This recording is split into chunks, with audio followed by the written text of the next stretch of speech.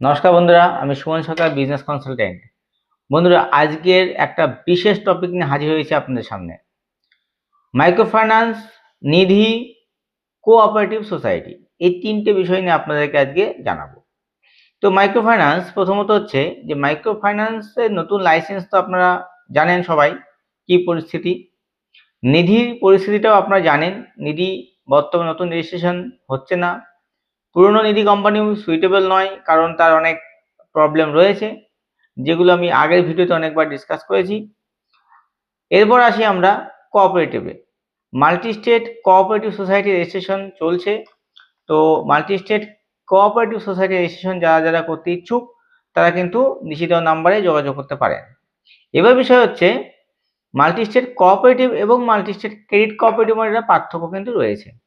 তো সেই বিষয়টা ভালো করে জানতে হবে, ভালো করে কনসালটেন্টের সঙ্গে কনসাল্ট করতে হবে। করার পরেই কিন্তু আপনারা মাল্টি স্টেট কোঅপারেটিভ অথবা মাল্টি স্টেট ক্রেডিট কোঅপারেটিভ নিয়ে এগোবেন। বিষয়টা ছোট নয়, বিষয়টা ভালো করে জানতে হবে। না হলে কিন্তু যেমন নর্মাল সেকশন 8 কোম্পানি আর সেকশন 8 কোম্পানি এমওএ অল্টার করা হচ্ছে বাই এগ্রিমেন্ট, বাই রেজুলেশন কিন্তু নয়। এবং এমওএটা বাই রেজুলেশন এবং সেকশন 8 কোম্পানির 65 অ্যাক্টিভিটি কোড, এই যে বিষয়গুলো আছে, ঠিক এরকম একটা কিন্তু মাল্টি স্টেট কোঅপারেটিভের মধ্যেও একটা ধোঁয়াশার ব্যাপার রয়েছে। তো সেটা আপনাদের সবার আগে ভালো করে জানতে হবে। জানার পরেই আপনারা মাল্টি স্টেট কোঅপারেটিভ সোসাইটি থেকে এগোবেন। এবার বিষয় হচ্ছে যারা যারা চাইছেন যে নিধির মতো লাইসেন্স, কারণ আমার কাছে প্রায় প্রতিদিনই ফোন আসে নিধি লাইসেন্স নিয়ে। তো সবাইকে একই কথা বলতে হয়, নিধি লাইসেন্স হচ্ছে না বা আমরা করাতে পারছি না, করাচ্ছি না।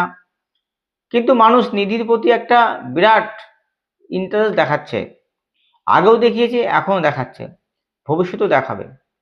কেন? কারণটা কি?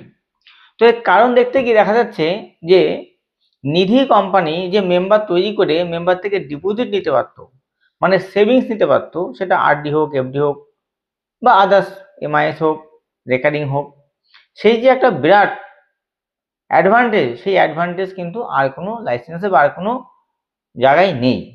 সেই কারণে মানুষ নিধির প্রতি একটা বিরাট ইন্টারেস্ট গ্রো করছে।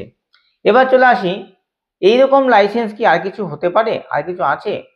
তো দীর্ঘ আলোচনার পর, দীর্ঘ অপশন দেখার পর আমরা একটা নতুন অপরচুনিটি আমাদের ওয়েস্ট বেঙ্গল মার্কেটের জন্য নিয়ে এসেছি। হ্যাঁ, ঠিকই শুনেছেন, নতুন অপরচুনিটিটা কি?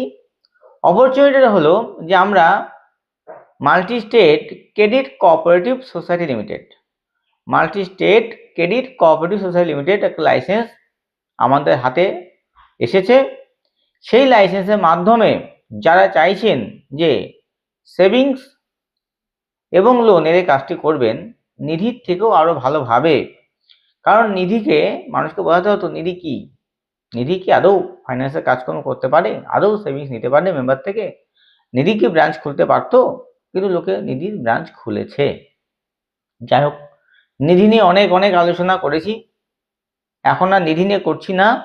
এই ভিডিওটা ক্রেডিট কোঅপারেটিভ নিয়ে আলোচনা করার জন্য।